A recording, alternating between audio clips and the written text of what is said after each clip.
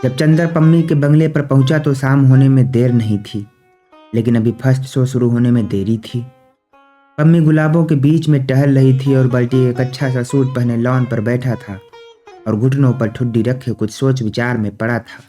बल्टी के चेहरे पर पीलापन भी कुछ कम था। वह देखने में इतना भयंकर नहीं मालूम पड़ता था, लेकिन उसकी आंखों का पागलपन अभी वैसा ही था। और खूबसूरत सूट पहनने पर भी उसका हाल यह था कि एक कॉलर अंदर था और एक बाहर। पम्मी ने चंदर को आते देखा तो खिल गई।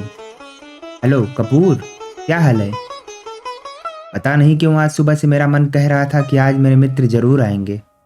और शाम के वक्त तुम तो इतने अच्छे लगते हो जैसे वह जगमग सितारा जिसे देखकर कीट्स ने अपनी आखिरी सॉनेट में लिखी थी।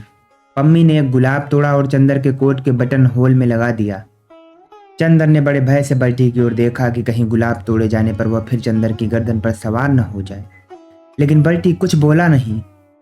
बल्टी ने सिर्फ हाथ उठाकर अभिवादन किया और फिर बैठकर सोचने लगा। पम्मी ने कहा, आओ अंदर चले। और चंदर और पम्मी दोनों ड्राइंग रूम में बैठ गए। चंदर ने कहा, मैं तो डर रहा था कि तुमने गुलाब तोड़कर मुझे दिया तो कहीं बल्टी नाराज न हो जाए, लेकिन वह कुछ बोला नहीं। पम्मी मुस्कुराई। हाँ, अब वह कुछ कहता नहीं और पता नहीं क्यों गुलाबों से उसकी तबीयत भी इधर हट गई। अब वह उतनी परवाह भी नहीं करता। क्यों? चंदर ने ताज्जुब से पूछा। पता नहीं क्यों। मेरी तो समझ में यह आता है कि उसका जितना विश्वास अपनी पत्नी पर था वह इधर धीरे धीरे हट गया और इधर वह यह विश्वास करने लगा कि सचमुच वह सार्जेंट को प्यार करती थी, इसलिए उसने फूलों को प्यार करना छोड़ दिया। हाँ, मुझे बड़ा दुख हुआ, पम्मी बोली। मैंने तो हमदर्दी की फूल चुराने बंद कर दिए और उसका नतीजा यह हुआ। पता नहीं क्यों कपूर, मुझे लगता है कि हमदर्दी करना इस दुनिया में सबसे बड़ा पाप है। आदमी से हमदर्दी कभी नहीं करनी चाहिए। चंदन ने सहसा अपनी घड़ी देखी। क्यों, अभी तुम नहीं जा सकते? बैठो और बातें सुनो, इसलिए मैंने तुम्हें दोस्त बनाया है। आज 2-3 साल हो गए मैंने किसी से बातें ही नहीं की हैं और तुमसे इसलिए मैंने मित्रता की है कि बातें करूंगी। चंदर हंसा। आपने मेरा अच्छा उपयोग ढूंढ निकाला। नहीं, उपयोग नहीं कपूर, तुम मुझे गलत न समझना। जिंदगी ने मुझे इतनी बातें बताई हैं और यह किताबें जो इधर मैं पढ़ने लगी हूँ, इन्होंने मुझे इतनी बातें बताई हैं कि मैं चाहती हूँ कि उन पर बातचीत करके अपने मन का बोझ हल्का कर लूँ और तुम्हें बैठकर सुननी होंगी सभी बातें। हाँ, मैं तैयार हूँ, लेकिन किताबें पढ़नी कब से शुरू कर दी तुमने? चंदन ने ताज्जुब से पूछा। अबे उस दिन मैं डॉक्टर शुक्ला के यहाँ गई, उनकी लड़की से मालूम हुआ कि तुम्हें कविता पसंद है। मैंने सोचा उसी पर बातें करूं और मैंने कविताएं पढ़नी शुरू कर दी। अच्छा, तो देखता हूं कि 2-3 हफ्ते में भाई और बहन दोनों में कुछ परिवर्तन आ गए। पम्मी कुछ बोली नहीं, हंस दी। मैं सोचता हूं पम्मी कि आज सिनेमा देखने जाऊं। कार है साथ में, अभी 15 मिनट बाकी है, चाहो तो चलो। सिनेमा? आज 4 साल से मैं कहीं नहीं गई हूँ। सिनेमा, हौजी, बाल डांस, सभी जगह जाना बंद कर दिया है मैंने। मेरा दम घुटेगा हाल के अंदर, लेकिन चलो देखें। अभी भी कितने ही लोग वैसे ही खुशी से सिनेमा देखते होंगे। एक गहरी सांस लेकर पम्मी बोली, बल्टी को ले चलोगे? हाँ हाँ, तो चलो उठो, फिर देर हो जाएगी। चंदन ने घड़ी देखते हुए कहा। पम्मी फौरन अंदर के कमरे में गई और एक जार्जेंट का हल्का भूरा गाउन पहनकर आई। इस रंग से वह जैसे निखर आई। चंदन ने उसकी ओर देखा तो वह लजा गई और बोली, इस तरह से मत देखो, मैं जानती हूँ यह मेरा सबसे अच्छा गाउन है, इसमें कुछ अच्छी लगती होंगी, चलो। और आकर उसने बेतकल्लुफी से उसके कंधे पर हाथ रख दिया। दोनों बाहर आए तो बल्टी लान पर घूम रहा था। उसके पैर लड़खड़ा रहे थे, लेकिन वह बड़ी शान से सीना ताने था। बल्टी, आज मिस्टर कपूर मुझे सिनेमा दिखाने जा रहे हैं, तुम भी चलोगे? बल्टी ने सिर हिलाकर जोर से कहा।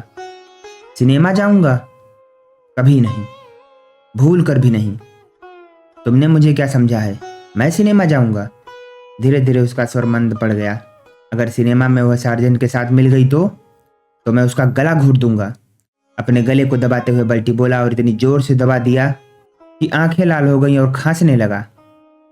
खांसी बंद हुई तो बोला, वह मुझे प्यार नहीं करती, वह सार्जेंट को प्यार करती है, वह उसी के साथ घूमती है। अगर वह मिल जाएगी सिनेमा में तो उसकी हत्या कर डालूंगा, तो पुलिस आएगी और खेल खत्म हो जाएगा। तुम जानते हो मिस्टर कपूर, मैं उससे कितना नफरत करता हूँ। और लेकिन नहीं, कौन जानता है मैं नफरत करता हूँ और वह मुझे। कुछ समझ में नहीं आता, मैं पागल हूँ।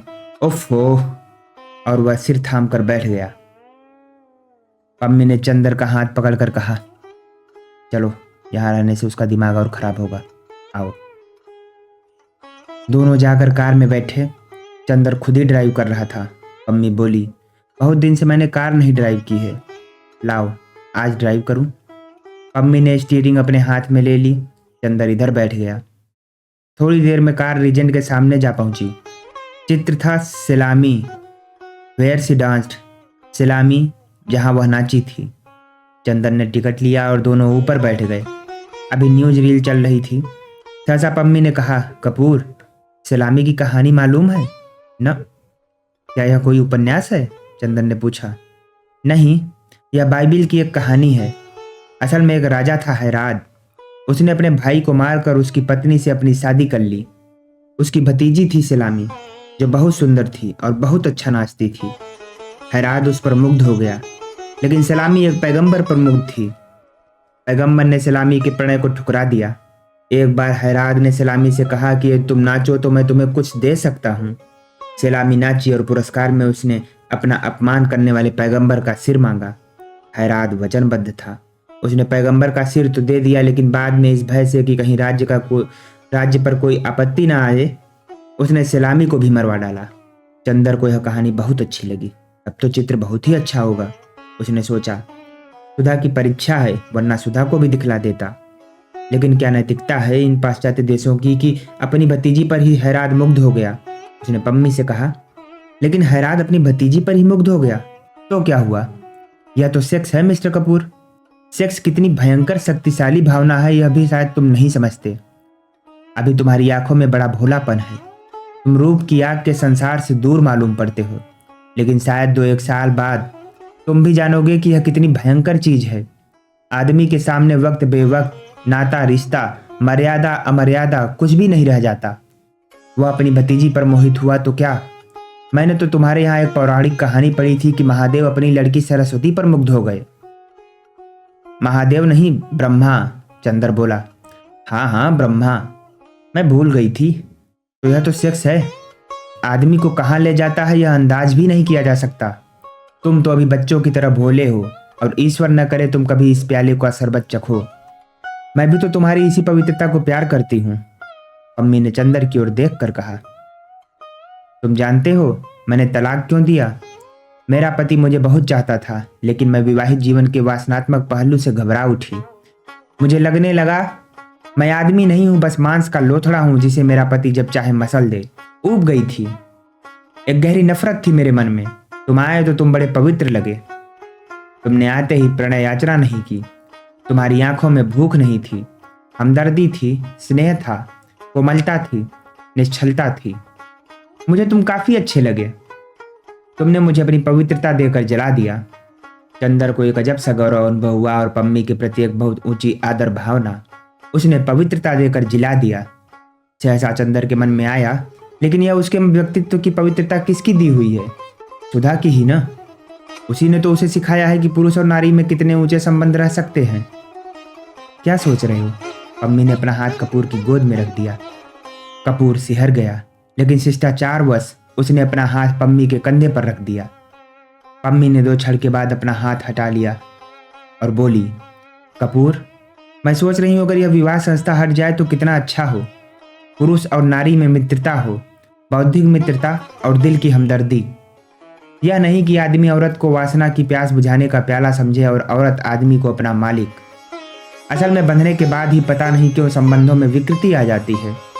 मैं तो देखती हूँ कि प्रणय विवाह भी होते हैं तो वह असफल हो जाते हैं, क्योंकि विवाह के पहले आदमी औरत को ऊंची निगाह से देखता है, हमदर्दी और प्यार की चीज समझता है, और विवाह के बाद सिर्फ वासना की। मैं तो प्रेम में भी विवाह पक्ष में नहीं हूँ और प्रेम में भी वासना का विरोध करती हूँ। लेकिन हर लड़की ऐसे थोड़ी ही होती है। चंदर बोला, तुम्हें वासना से नफरत हो, लेकिन हर एक को तो नहीं। हर एक को होती है। लड़कियां बस वासना की झलक, एक हल्की सिहरन, एक गुदगुदी पसंद करती हैं। बस उसी के पीछे उन पर चाहे जो दोष लगाया जाए। लेकिन अधिकतर लड़कियां कम वासना प्रिय होती हैं, लड़के ज्यादा। चित्र शुरू हो गया। वह चुप हो गई, लेकिन थोड़ी ही देर में मालूम हुआ कि चित्र भ्रमात्मक था। वह बाइबिल की सलामी की कहानी नहीं थी, वह एक अमेरिकन नर्तकी और कुछ डाकुओं की कहानी थी। पम्मी ऊब गई। अब जब डाकू पकड़कर सलामी को एक जंगल में ले गए तो इंटरवल हो गया और पम्मी ने कहा, अब चलो। आधे ही चित्र से तबीयत ऊब गई। दोनों उठ खड़े हुए और नीचे आए। कपूर, अब की बार तुम ड्राइव करो, पम्मी बोली। नहीं, तुम ही ड्राइव करो, कपूर बोला। कहाँ चलें? पम्मी ने स्टार्ट करते हुए कहा। जहाँ चाहो, कपूर ने विचारों में डूबे हुए कहा। पम्मी ने गाड़ी खूब तेज चला दी। सड़कें साफ थी।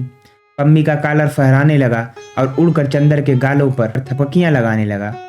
चंदर दूर खिसक गया। पम्मी ने चंदर की ओर देखा और बजाय कॉलर ठीक करने के गले का एक बटन और खोल दिया और चंदर को पास खींच लिया। चंदर चुपचाप बैठ गया। पम्मी ने एक हाथ स्टीयरिंग पर रखा और एक हाथ से चंदर का हाथ पकड़े रही, जैसे वह चंदर को दूर नहीं जाने देगी। चंदर के बदन में एक हल्की सिहरन नाच रही थी। क्यों? शायद इसलिए कि हवा ठंडी थी, या शायद इसलिए कि उसने पम्मी का हाथ अपने हाथ से हटाने की कोशिश की। पम्मी ने हाथ खींच लिया और कार के अंदर की बिजली जला दी। कपूर चुपचाप ठाकुर साहब के बारे में सोचता रहा। कार चलती रही। जब चंदर का ध्यान टूटा तो उसने देखा कार मैकफर्सन लेक के पास रुकी है। दोनों उतरे। बीच में सड़क थी। इधर नीचे उतरकर झील और उधर गंगा बह रही थी। 8 बजा होगा। रात हो गई थी। चारों तरफ सन्नाटा था, बस सितारों की हल्की रोशनी थी। मैकफर्सन झील काफी सूख गई थी। किनारे किनारे मछली मारने के मचान बने थे। इधर आओ, पम्मी बोली, और दोनों नीचे उतरकर मचान पर जा बैठे। पानी का धरातल शांत था। सिर्फ कहीं कहीं मछलियों के उछलने या सांस लेने से पानी हिल जाता था। पास ही के नीवा गांव में किसी के यहाँ शायद शादी थी, जो शहनाई का हल्का स्वर हवाओं की तरंगों पर हिलता डुलता हुआ आ रहा था। दोनों चुपचाप थे। थोड़ी देर बाद पम्मी ने कहा, कपूर, चुपचाप रहो, कुछ बात मत करना। उधर देखो, पानी में सितारों का प्रतिबिंब देख रहे हो? चुप्पे से सुनो, ये सितारे क्या बातें कर रहे हैं। पम्मी सितारों की ओर देखने लगी। कपूर चुपचाप पम्मी की ओर देखता रहा।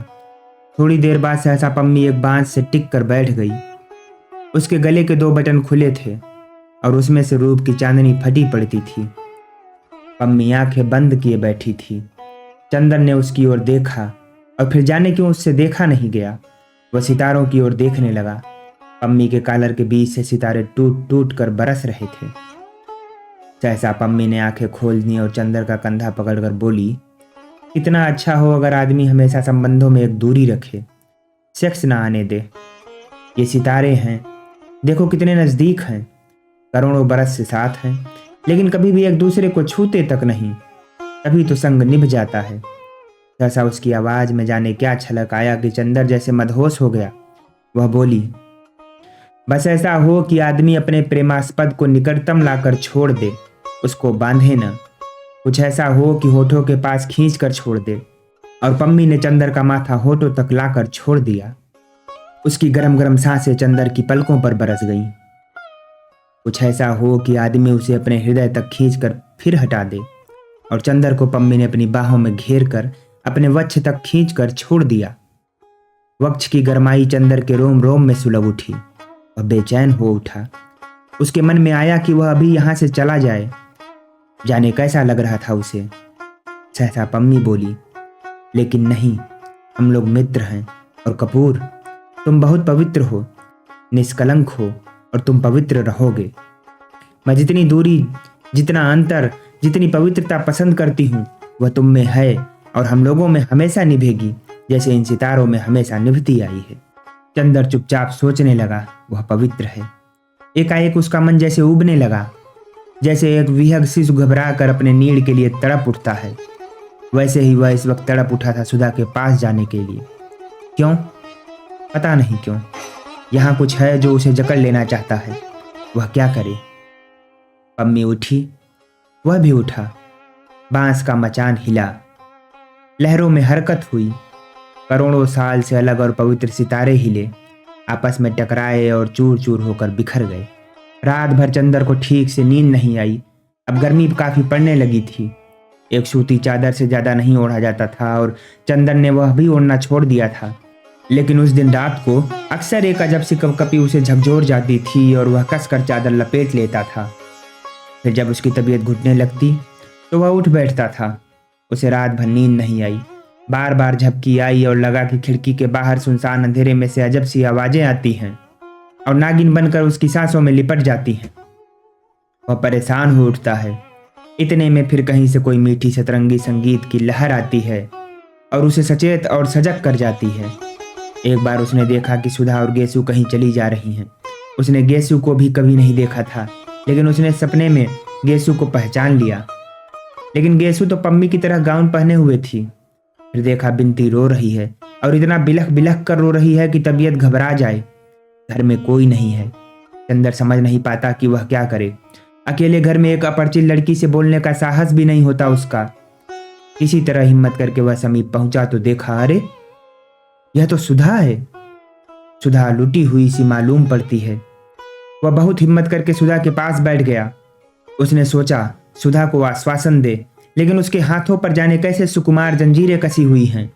उसके मुंह पर किसी की सांसों का भार है। वह निश्चेष्ट है। उसका मन अकुला उठा। वह चौंक कर जाग गया तो देखा वह पसीने से तर है। वह उठकर टहलने लगा। वह जाग गया था, लेकिन फिर भी उसका मन स्वस्थ नहीं था। कमरे में ही टहलते टहलते वह फिर लेट गया। लगा जैसे सामने की खुली खिड़की से सैकड़ों तारे टूट टूट कर भयानक से तेजी से आ रहे हैं और उसके माथे से टकरा टकरा कर चूर चूर हो जाते हैं। एक मर्मांतक पीड़ा उसकी नसों में खौल उठी और लगा जैसे उसके अंग अंग में चिताएं धधक रही हैं।